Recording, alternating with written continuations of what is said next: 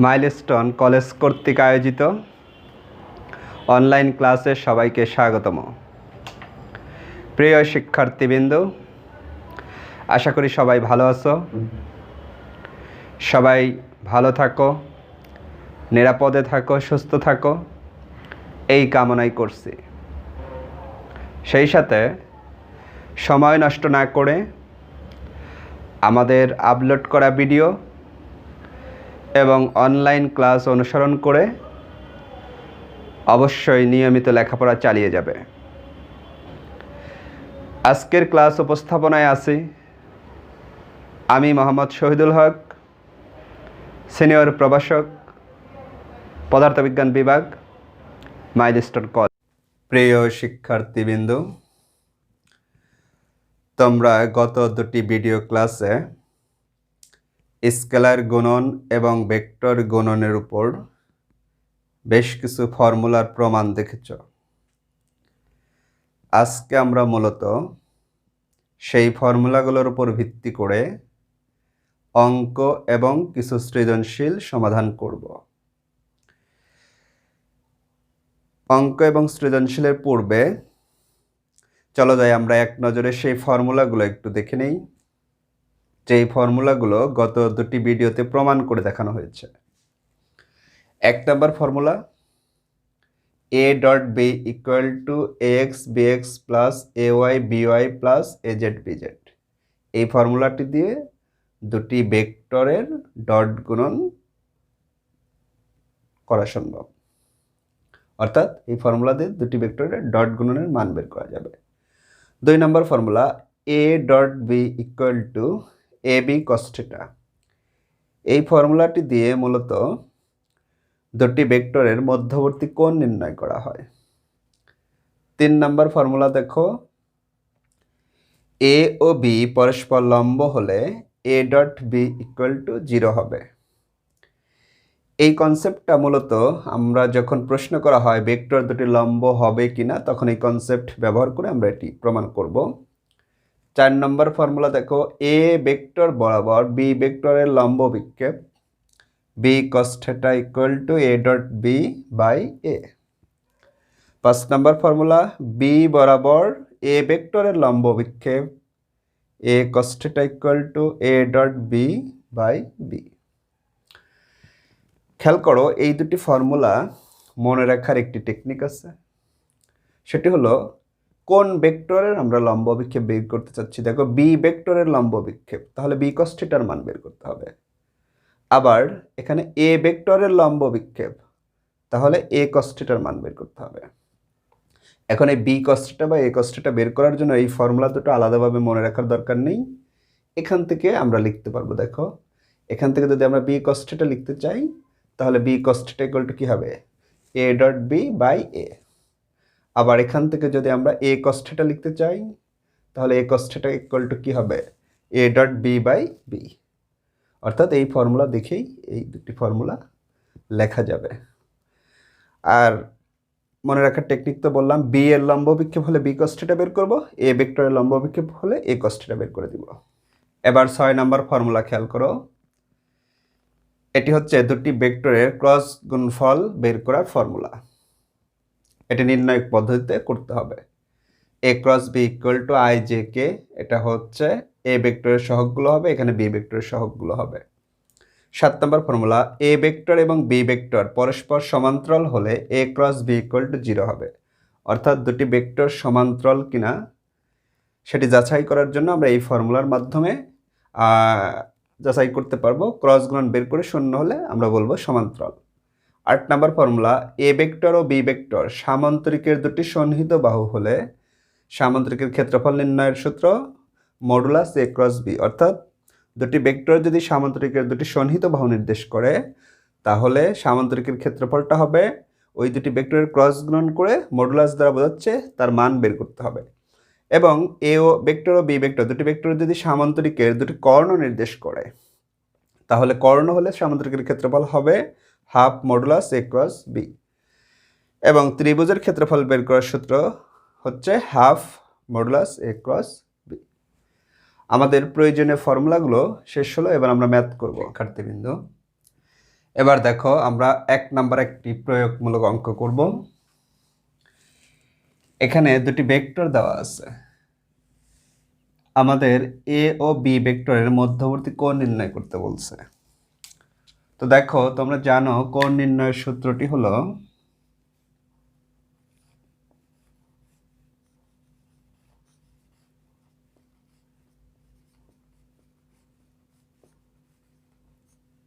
আমরা জানি A cross A dot B equal two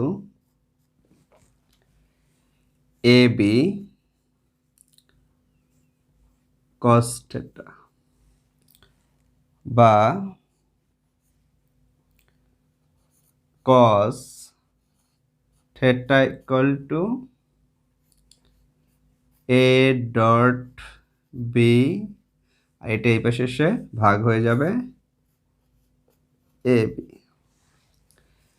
এখন দেখো এই সমীকরণে আমরা যদি এ ডট বি এবং এ বির মান বসিয়ে দেই তাহলে থিটার মান নির্ণয় করা সম্ভব। এখন আমাদের দুটি ভেক্টর দেওয়া আছে, এ ভেক্টর এবং বি ভেক্টর। তাহলে আমরা লিখি পাশে দেওয়া আছে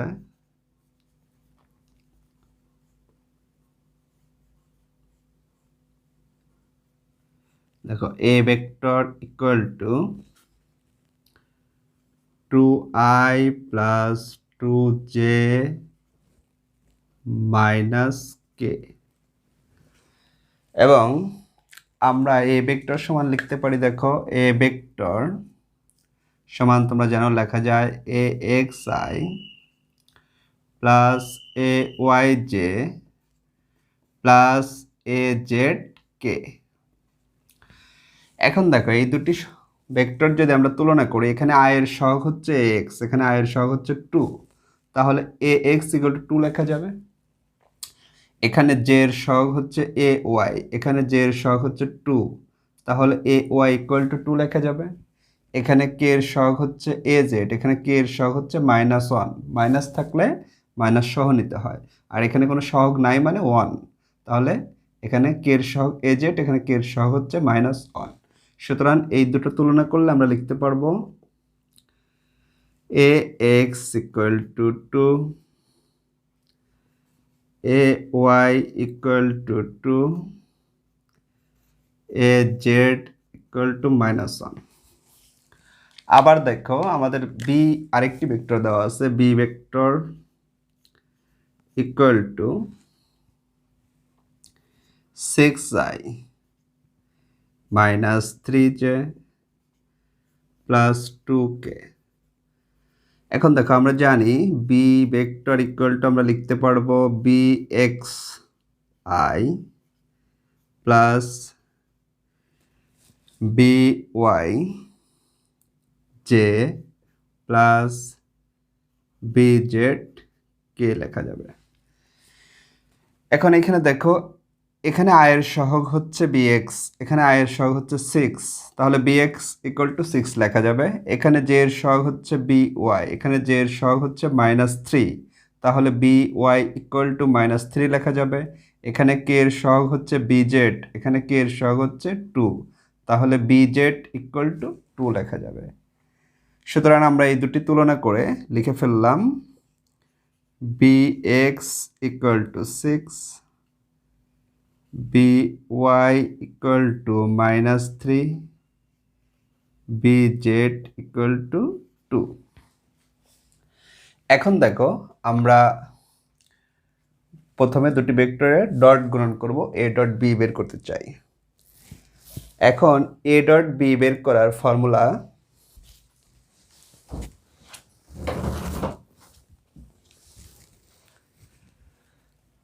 আমরা এই পাশে লিখব,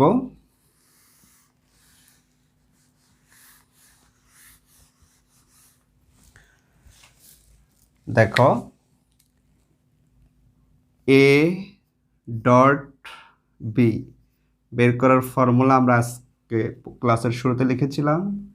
দেখো A dot B equal to লেখা যায় A X bx plus ay by plus az bz। এখন দেখো মানগুলো আমরা যদি বসিয়ে দেই, x এর মান ছিল আমাদের 2 ইন্টু bx এর মান ছিল আমাদের 6 প্লাস ay এর মান ছিল 2 ইন্টু by এর মান ছিল -3 প্লাস az এর মান ছিল -1 ইন্টু bz এর মান ছিল 2। দেখো এটি ক্যালকুলেশন করলে a dot B equal to আমরা পাবো 4। এখন খেয়াল করো, এভাবে সূত্রের মাধ্যমে আমরা a ডট বি বের করতে পারি, কিন্তু আরও সহজভাবে করা যাবে যখন তোমরা ব্যাপক অঙ্ক প্র্যাকটিস করবে, তখন এই সূত্র প্রয়োগ না করে তোমরা ডাইরেক্টও করতে পারবা। কিভাবে সেটা আমি এখানে একটু দেখাচ্ছি তোমাদের। দেখো a ডট বি, দুটো ভেক্টর আমরা ডট গ্রহণ করতে চাই, তাহলে পাশাপাশি দুটি ভেক্টর আমরা লিখব। a ভেক্টর কত 2i plus 2j minus k, B vector কত 6i minus 3j plus 2k। তাহলে দেখো এখানে আগে কি ছিল, x bx, মানে এটা x এটা bx, তারপরে কি ছিল ay by, এটা ay এটা by, তারপর az bz, এখানে az -1 bz 2। তার মানে হচ্ছে সূত্র না লিখে আমরা যদি ডাইরেক্ট করতে চাই, তাহলে তোমরা খুব সহজভাবে যেটা মনে রাখতে পারবে, আয়ের সহগের সাথে আয়ের সহগ গুণ হবে, জের সহগের সাথে জের সহগ গুণ হবে, কে এর সহগের সাথে কে এর সহগ গুণ হবে। তো এখানে আয়ের সহগ কত 2, এখানে আয়ের সহগ কত 6, তাহলে 2কে 6 দ্বারা গুণ করলে হবে 12। এখানে জে এর সহগ কত 2, এখানে জে এর সহগ কত -3, তাহলে কত হবে -6। এখানে কে এর সহগ কত -1, এখানে কে এর সহগ কত 2, তাহলে হবে -2, এবং এটি ক্যালকুলেশন করলে হয় 4। তাহলে দেখো সূত্রের মাধ্যমে এভাবে বের করতে পারবা, আবার যখন তোমরা ব্যাপক অঙ্ক প্র্যাকটিস করবে তখন ডাইরেক্ট এভাবে বের করা যাবে। তাহলে আমরা a ডট বি এর মান পেয়ে গেছি 4। এখন আমাদেরকে যেটি করতে হবে, a ভেক্টরের মান এবং b ভেক্টরের মান বের করে এখানে বসিয়ে দিব।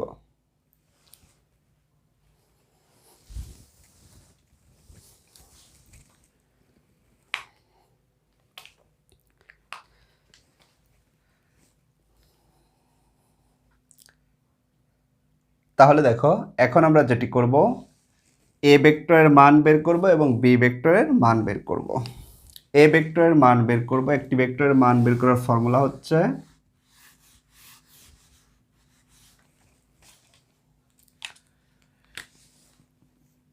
a ইকুয়াল টু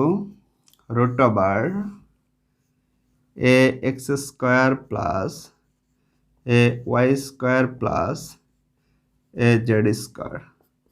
তো তোমরা একটু আগে আমরা লিখছি ax এর মান দেওয়া আছে 2 স্কোয়ার যোগ ay এর মান 2 স্কোয়ার, az এর মান -1, তাহলে -1 স্কোয়ার।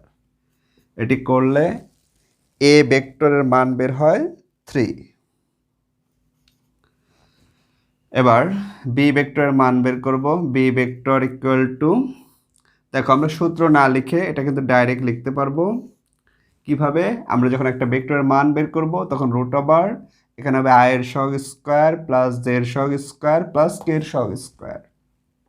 কারণ এখানে দেখো i এর সহগ মানে হচ্ছে bx, j এর সহগ মানে হচ্ছে by, k এর সহগ হচ্ছে মানে bz। তাহলে সূত্রটা কি ছিল, bx স্কোয়ার যোগ by স্কোয়ার যোগ bz square.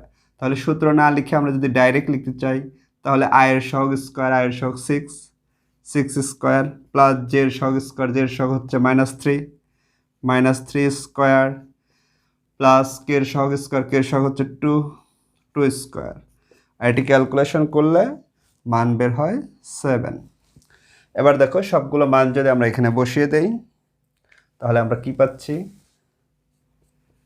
cos theta equal to A dot বির মান পেয়েছিলাম 4, এর ভেক্টরের মান পেয়েছি 3 ইন্টু বি ভেক্টরের মান পেয়েছি 7, বা theta equal to cos inverse উপরে 4 হবে, নিচে 21। এটি ক্যালকুলেটর দিয়ে ক্যালকুলেশন করলে আমরা থেটার মান বের করতে পারবো, এবং থেটার মান বের হয় 79.02 ডিগ্রি। এটি আমাদের দুটি ভেক্টরের মধ্যবর্তী কোণ 79.02 ডিগ্রি। আশা করি অঙ্কটি সবাই বুঝতে পেরেছ। দেখো এবার আমরা আরও একটি প্রয়োগমূলক অঙ্ক করব, 2 নম্বর অঙ্ক। এখানে দুটি ভেক্টর দেওয়া আছে, এ ভেক্টর এবং বি ভেক্টর। আমাদের প্রশ্ন করছে এ ভেক্টর বরাবর বি ভেক্টরের লম্ব বিক্ষেপ নির্ণয় করো। তাহলে দেখো আমরা জানি লম্ব বিক্ষেপ বের করার ফর্মুলা আজকে লিখে দেওয়া হয়েছে।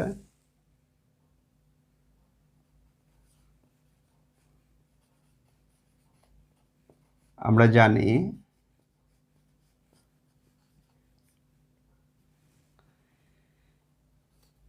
এ ভেক্টর বরাবর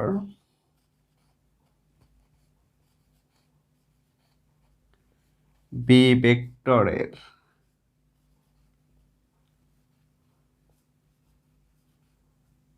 লম্ব অভিক্ষেপ বের করব, মানে হচ্ছে কার মান বের করতে হবে? কোন ভেক্টরের লম্ব অভিক্ষেপ? বি ভেক্টরের লম্ব অভিক্ষেপ। তাহলে B cos theta equal to হট, এটি বের করে দিতে হবে, বি cos থিটা। এখন তোমাদের আজকে আমরা শুরুতেই বলছি এইটি বের করার জন্য আমরা কোনো সূত্র মুখস্থ রাখবো না। দেখো আমরা যেই সূত্র থেকে শুরু করব, একটু আগে আমরা যে সূত্রটা লিখেছিলাম খেয়াল করো, A dot B equal to A B cos theta.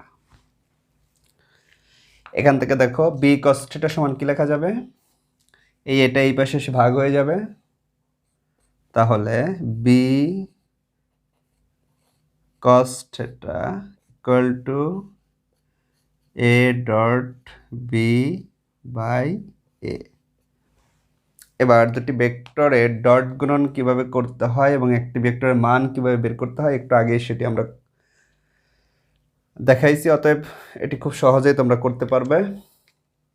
বা B cos theta equal to A ভেক্টরটা আমরা বসাবো। এখানে দেখো এ ভেক্টর দেওয়া আছে 3i minus J plus 3k dot, এবার বি ভেক্টরটা বসাবো। বি ভেক্টর দেখো দেওয়া আছে i minus 4j plus 2k। এবার নিচে কি হবে? নিচে এ ভেক্টরের মান হবে, একটা ভেক্টরের মান মানে হচ্ছে রুট ওভার এ ভেক্টরের মান। তাহলে রুট ওভার কি হবে? এ ভেক্টরের আই এর সহগ স্কয়ার, জে এর সহগ স্কয়ার, কে এর সহগ স্কয়ার। তো আই এর সহগ কত? 3, জে এর সহগ কত? -1, কে এর সহগ কত? 3। তাহলে 3 স্কয়ার প্লাস জে এর সহগ হচ্ছে -1 স্কয়ার প্লাস কে এর সহগ হচ্ছে 3 স্কয়ার। এবার দেখো উপরে আমরা যেটি করব, দুটো ডট গুণন করব। তো আমাদের একটু আগে আমরা বলছি ডট গুণন করার নিয়মটা কি, বা B cos theta equal to হবে, দেখো ডট গুণন হচ্ছে আই এর সহগের সাথে আই এর সহগ গুণ হবে, জে এর সহগের সাথে জে এর সহগ গুণ হবে, কে এর সহগের সাথে কে এর সহগ গুণ হবে। এখানে আই এর সহগ 3, এখানে আই এর সহগ হচ্ছে 1, তাহলে 3 কে 1 দ্বারা গুণ করলে হবে 3। এরপর দেখো এখানে জে এর সহগ হচ্ছে -1, এখানে জে এর সহগ হচ্ছে -4, তাহলে -1 কে -4 দ্বারা গুণ করলে হবে +4। এখানে কে এর সহগ হচ্ছে 3, এখানে কে এর সহগ হচ্ছে 2, তাহলে 3 কে 2 দ্বারা গুণ করলে হবে +6।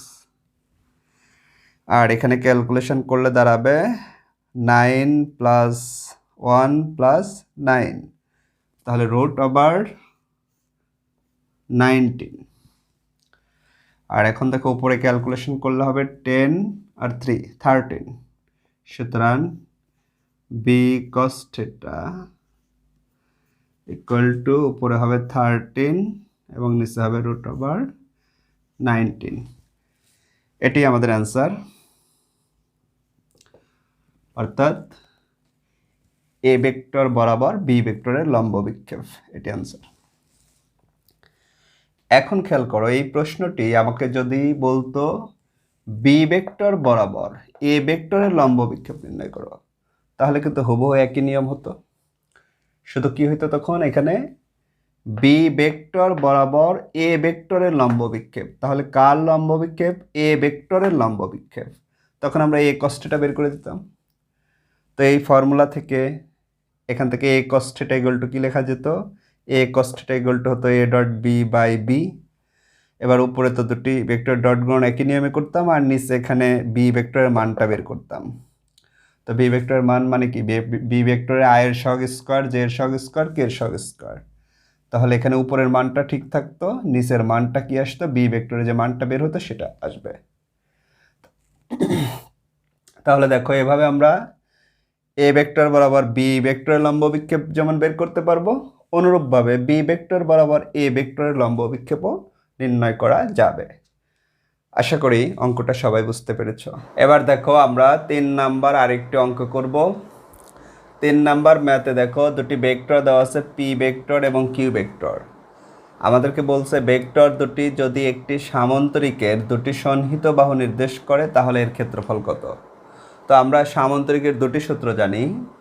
দুটি ভেক্টর যদি সামান্তরিকের দুটি সন্নিহিত বাহু নির্দেশ করে তাহলে ক্ষেত্রফল নির্ণয়ের সূত্র মডুলাস এ ক্রস বি, এবং দুটি ভেক্টর যদি কোনো সামান্তরিকের দুটি কর্ণ নির্দেশ করে তাহলে ক্ষেত্রফল নির্ণয়ের সূত্র half modulus A cross B.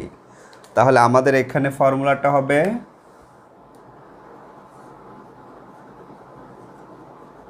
আমরা জানি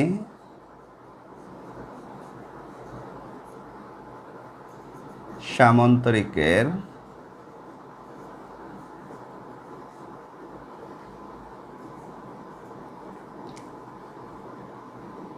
ক্ষেত্রফল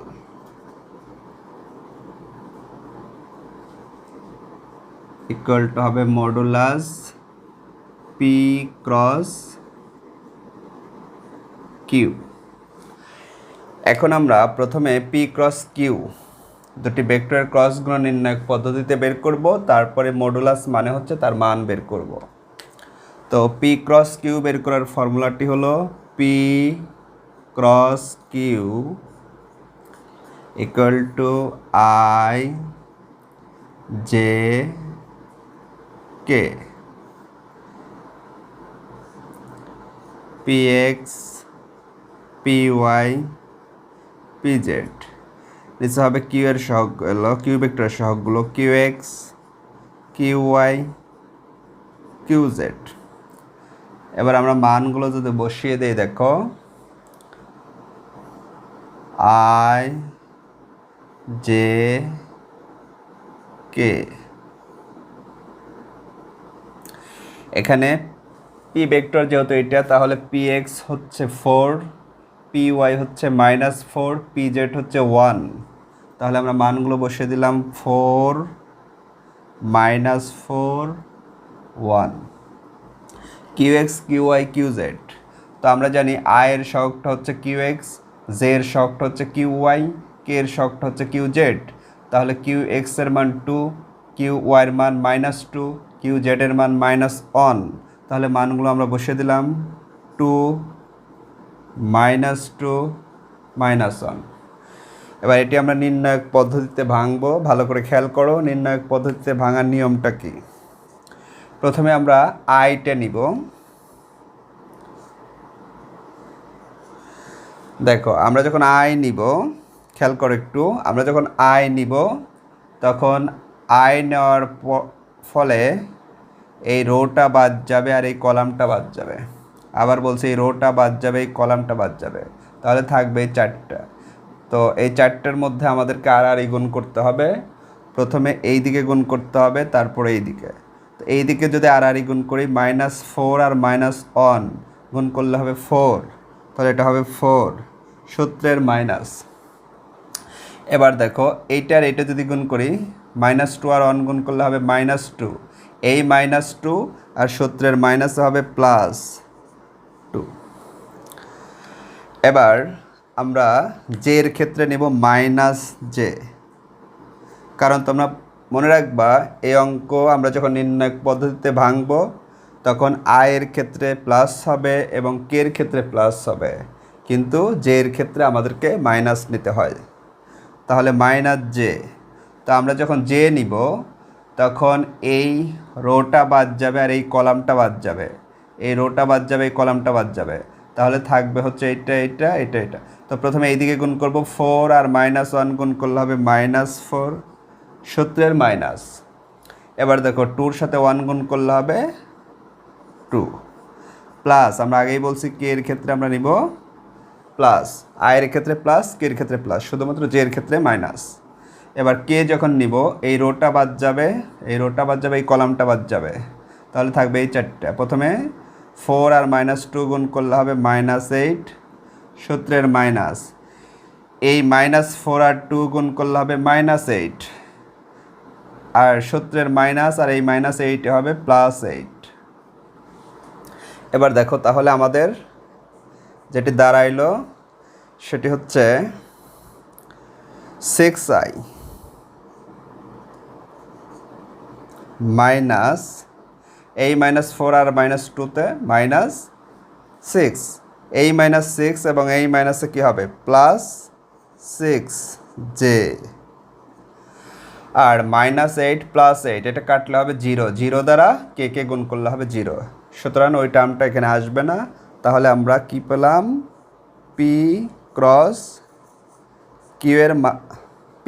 কিউ, দুটি ভেক্টরের ক্রস গুণন যেটা পেলাম সেটা হলো 6i + 6j। এবার মডুলাস মানে হচ্ছে আমরা তার মান বের করব।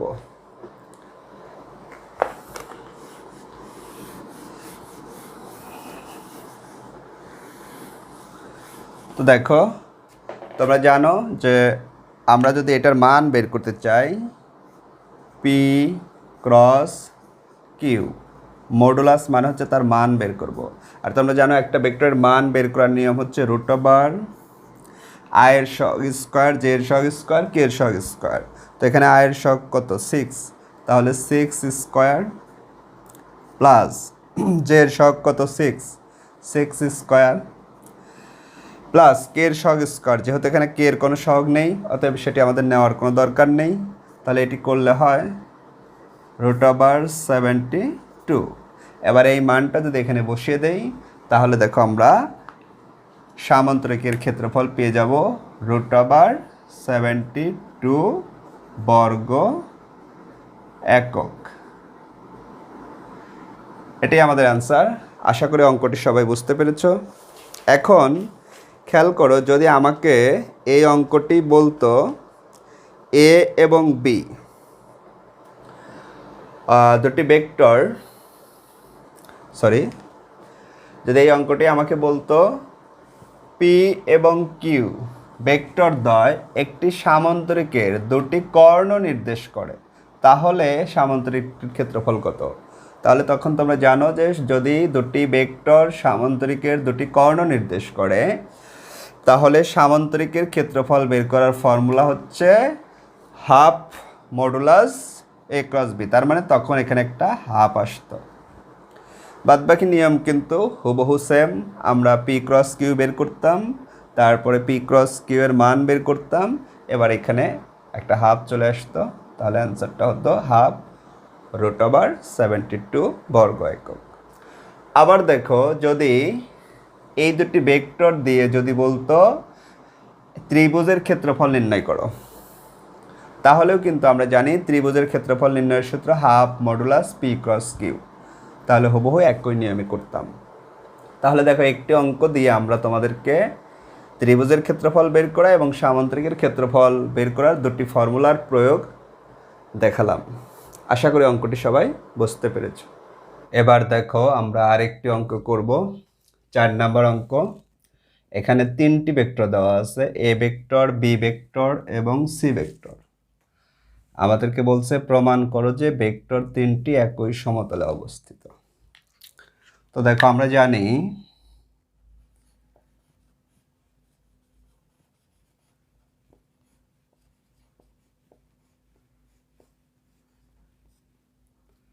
এ ভেক্টর, বি ভেক্টর এবং সি ভেক্টর, 3টি ভেক্টর একই সমতলে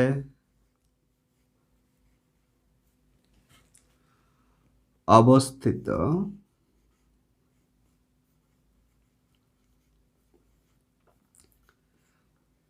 হতে হলে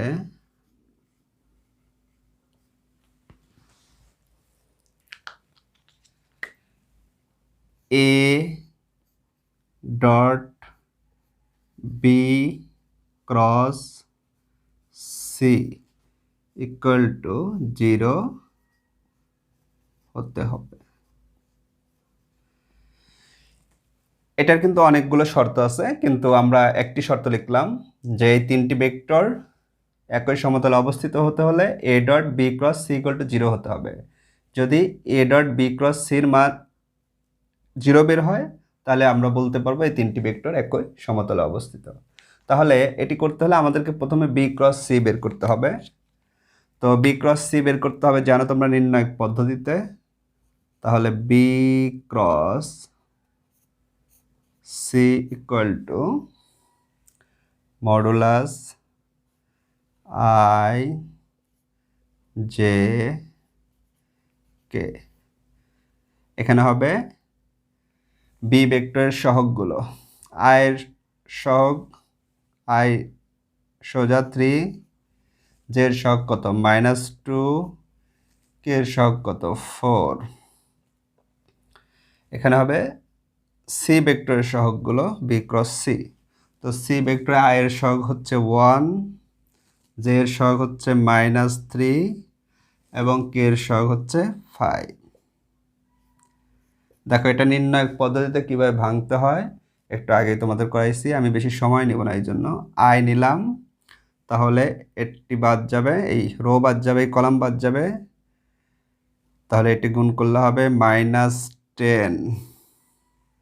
সূত্রের -12, সূত্রের মাইনাসে +12, -j। দেখো জে যখন নিব এই রোটা বাদ যাবে, এই কলামটা বাদ যাবে। 3 কে 5 দ্বারা গুণ করলে হবে 15, সূত্রের মাইনাস। 4 কে 1 দ্বারা গুণ করলে হবে 4, তাহলে -4 প্লাস কে। কে যখন নিব এই রোটা বাদ যাবে, এই কলামটা বাদ যাবে। 3 কে 3 দ্বারা গুণ করলে 3 -3, তাহলে -9, সূত্রের মাইনাস। এই -2 আর 1 গুণ করলে হবে -2, আর যেহেতু -2 আর 1 গুণ করলে হবে -2, ওই -2 এবং এই সূত্রের মাইনাস হবে +2। তাহলে এটি যেটা মানটি দাঁড়াইলো -10 + 12, এটা হবে 2i। 15 থেকে -4 বাদ দিলে 11, তাহলে -11j। এটি হবে -9 থেকে +2, -9 + 2, তাহলে হবে -7k। তাহলে দেখো আমরা কি পেলাম, বি ক্রস সি এর মান পেয়ে গেছি। এবার বি ক্রস সি এবং এ এখানে বসে এটি করেই, তাহলে দেখো কি বের হয়।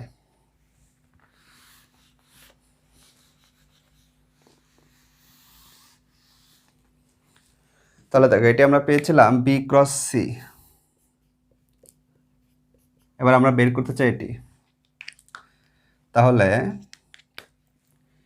এ dot B cross C equal to, প্রথমে আমরা এ ভেক্টরটা বসাবো। এ ভেক্টর কোনটা, এটা? তো এ ভেক্টর হচ্ছে 2i প্লাস জে মাইনাস কে। এবার ডট বি ক্রস সি দুটো মিলে যেটা পেলাম সেটা তো এটা। তাহলে কি হবে 2i minus 11j minus 7k। এখন দেখো এটা যদি আমরা ডট গুণন করি, তো ডট গুণনের নিয়ম হচ্ছে দুটো আয়ের সহগের সাথে আয়ের সহগ গুণ, জের সাথে জের সহগ গুণ, কের সাথে কের সহগ গুণ। এখানে আয়ের সহগ 2, এখানে 2 4, এখানে জের সহগ 1, জের সহগ হচ্ছে -11, তাহলে হবে -11। এখানে কের সহগ -1, এখানে কের সহগ -7, তাহলে -7 এবং -1 গুণ করলে হবে +7। তাহলে দেখো এখানে +4 আর +7 হবে 11 -11 ইকুয়াল টু 0। তাহলে আমরা কি পেলাম? A dot B cross C equal to 0। তাহলে আমরা শর্তে বলছিলাম A dot B cross C equal to যদি 0 হয় তাহলে তিনটি ভেক্টর একই সমতলে অবস্থিত। তাহলে আমাদের যেহেতু এই মানটা 0 বের হয়েছে, তাহলে আমরা বলতে পারি তিনটি ভেক্টর একই সমতলে অবস্থিত, আর এটি আমাদেরকে প্রমাণ করে দেখাতে বলেছিল, অতএব এটি প্রমাণিত।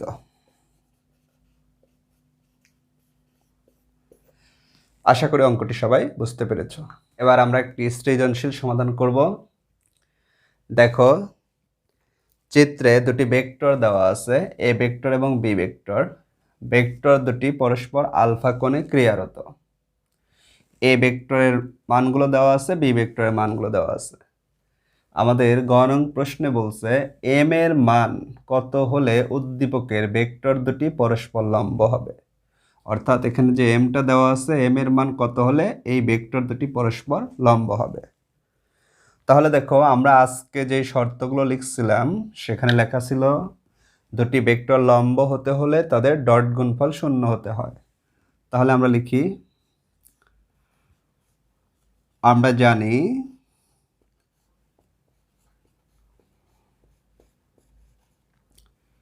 দুটি ভেক্টর, দ্যাট মিন্স এখানে কি এ ভেক্টর বি ভেক্টর আমরা উল্লেখ করে দেই। দুটি ভেক্টর মানে এ ভেক্টর বি ভেক্টর। আমরা জানি এ ভেক্টর এবং বি ভেক্টর পরস্পর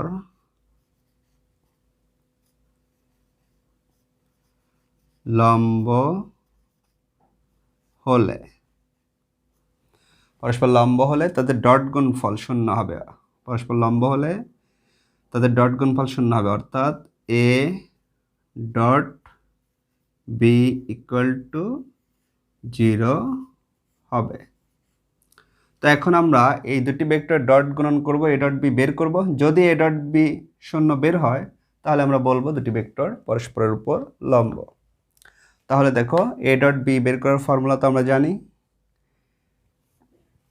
এ dot B equal to X B X plus A Y B Y plus A Z B Z.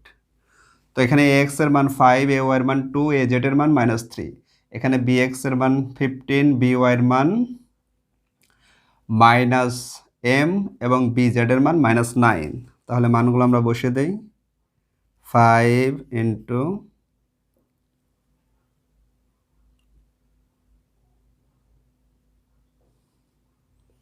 15 plus 2 into B Y এর মান -m প্লাস এ জেড এর মান -3 into B Z এর মান -9। তাহলে দেখো A dot B equal to আমরা পেলাম 75 মাইনাস 2m, আর এই মাইনাস মাইনাস হবে প্লাস 27 বা A dot B equal to হবে 27 এর সাথে 75 যোগ করলে হবে 102 মাইনাস 2m। তাহলে দেখো এই দুটি ভেক্টর পরস্পর লম্ব হলে A dot B equal to কি 0 হবে। তাহলে আমাদের বলছে এম এর মান কত হলে ভেক্টর দুটি পরস্পর লম্ব হবে। তাহলে প্রশ্ন মতে দুটি ভেক্টর লম্ব হতে হলে A dot B equal to 0। তো A dot B equal to 0 হলে এটা ইকুয়াল টু 0। তাহলে প্রশ্ন মতে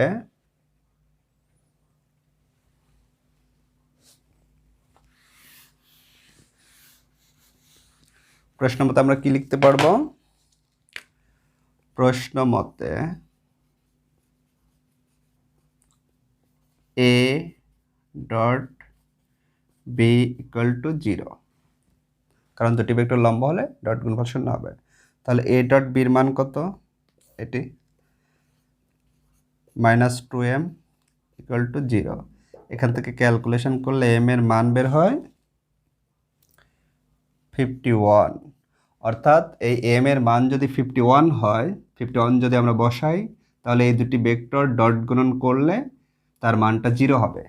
তার মানে ভেক্টর দুটি পরস্পর লম্ব হবে। তাহলে আমরা বলতে পারি এম এর মান 51 হলে ভেক্টর দুটি পরস্পর লম্ব হবে। এটাই আমাদের অ্যান্সার। এবার দেখো এটির ঘ নং প্রশ্নে বলছে এম এর মান কত হলে ভেক্টর দুটি পরস্পর সমান্তরাল হবে।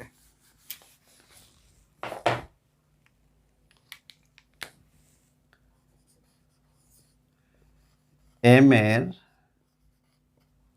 মান কত হলে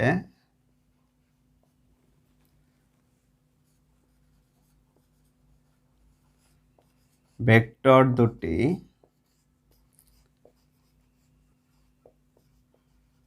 পরস্পর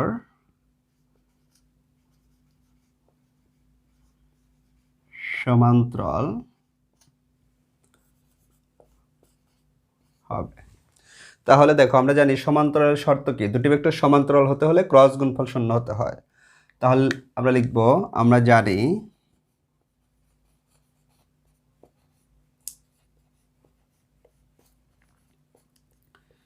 দুটি ভেক্টর সমান্তরাল হলে তাদের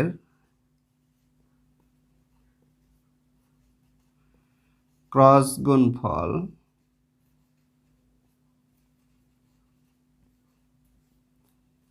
শূন্য হয়।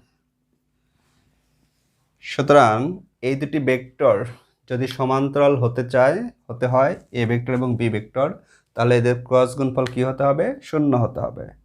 তাহলে প্রশ্ন মতে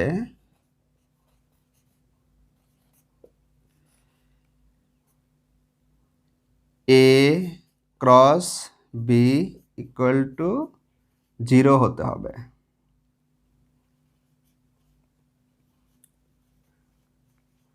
অর্থাৎ এ এবং বি ভেক্টর দুটি সমান্তরাল হতে হলে এ ক্রস বি ইকুয়াল টু 0 হতে হবে।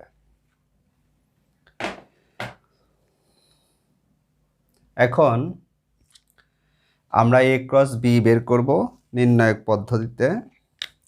আমরা জানি A cross B equal to modulus I J কে।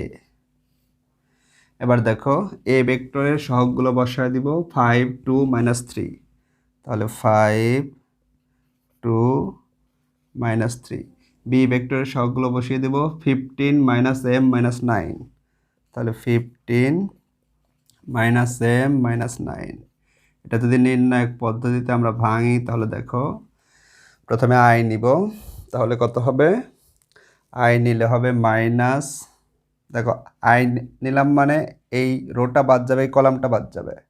তাহলে 2 আর -9 গুণ করলে হবে -18 সূত্রের মাইনাস, এটা গুণ করলে হবে মাইনাসে +3m, সূত্রের মাইনাসে মাইনাসই থাকবে -3m। তোমরা জানো যে এর ক্ষেত্রে মাইনাস নিতে হয় মাইনাস জে। এবার জে নিলাম মানে এই রোটা বাদ যাবে, এই কলামটা বাদ যাবে। 5 আর -9 গুণ করলে হবে -45, সূত্রের মাইনাস। এবার এটা গুণ করলে হবে -45, 3 আর 15, -3 আর 15 গুণ করলে হবে -45। এই -45 আর সূত্রের মাইনাস হবে +45 প্লাস কে। কে এর ক্ষেত্রে তোমরা জানো কি নিতে হয় প্লাস, আই এর ক্ষেত্রে প্লাস, কে এর ক্ষেত্রে প্লাস, শুধু জের ক্ষেত্রে মাইনাস। এবার আমরা যখন কে নিব দেখো এই রোটা বাদ যাবে, এই কলামটা বাদ যাবে, তাহলে 5 আর এটা গুণ করলে হবে -5m, -5m সূত্রের মাইনাস। এটা আর এটা গুণ করলে হবে -30। তাহলে দেখো এটি ক্যালকুলেশন করলে এখানে দাঁড়াবে -18 -3m। আইটাকে আমরা একটু পরে লিখলাম। এটা দেখো এটা কি হয়ে যাবে, -45 + 45 0 হয়ে যাবে, 0 দ্বারা যে গুণ করলে 0 হয়ে যাবে, মানে এই টার্মটা থাকবে না। তাহলে প্লাস এই টার্মটা আছে -5 -30, কেটাকে পাশে লিখলাম। তাহলে দেখো আমরা a × b পেয়ে গেলাম। এবার প্রশ্ন মতে a × b = কি হবে 0, তাহলে a × b = 0 হলে এটা = 0 হবে। ওকে,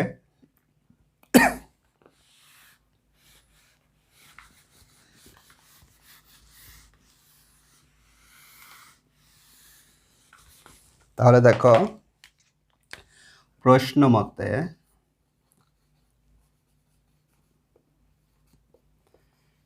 a × b = 0, সুতরাং আমরা কি লিখতে পারবো, a × b এর মান তো এটা পেয়েছি -18 -3m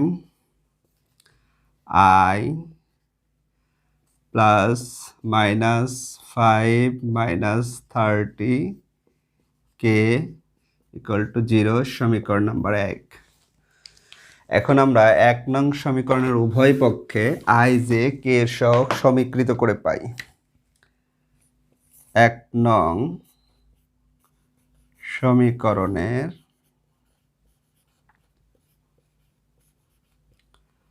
উভয় পক্ষে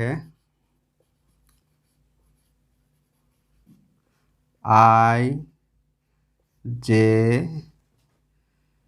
k এর সহগগুলি সমীকৃত করে পাই, সমীকৃত করে পাই। দেখো আমি যে কথাটা লিখলাম এই কথাটার মানে কি, এই কথাটার মানে হচ্ছে এই লেফট হ্যান্ড সাইডের আয়ের সহগ ইকুয়াল টু রাইট হ্যান্ড সাইডের আয়ের সহগ, দুই পাশের আয়ের সহগ সমান। আয়ের সহগ ইকুয়াল টু আয়ের সহগ লিখবো, জের সহগ ইকুয়াল টু জের সহগ লিখবো, কের সহগ ইকুয়াল টু কের সহগ লিখবো। তাহলে দেখো এই পাশে আয়ের সহগ কোনটা, এটা, আর এই পাশে আয়ের সহগ নাই মানে 0। কেন 0, দেখো আয়ের সহগ যদি 0 হয় প্লাস জের সহগ যদি 0 হয় প্লাস কের সহগ যদি 0 হয়, তাহলে টোটালটা কত হবে 0। তার মানে এই পাশে 0 মানে হচ্ছে এই পাশে আয়ের সহগ 0, জের সহগ 0, কের সহগ 0। তাহলে আমরা উভয় পক্ষে সহগগুলো সমান ধরবো, এই পাশে আয়ের সহগ ইকুয়াল টু ওই পাশে আয়ের সহগ, এই পাশে জের সহগ ইকুয়াল টু ওই পাশে জের সহগ, এই পাশে কের সহগ ইকুয়াল টু ওই পাশে কের সহগ। তাহলে দেখো এই পাশে আয়ের সহগ কোনটা, -18 -3m ইকুয়াল টু ওই পাশে আয়ের সহগ কোনটা, কিছু নেই মানে কি 0, তাহলে 0। তাহলে এখান থেকে দেখো m এর মান বের হবে কত, এই -3mটা যদি ওই পাশে নিয়ে যাই +3m হবে, তাহলে m ইকুয়াল টু হবে -6, m এর মান বের হবে -6। আবার দেখো এখানে যখন জের সহগ তো নাই, তাহলে জে নিয়ে কাজ করতে পারবো না।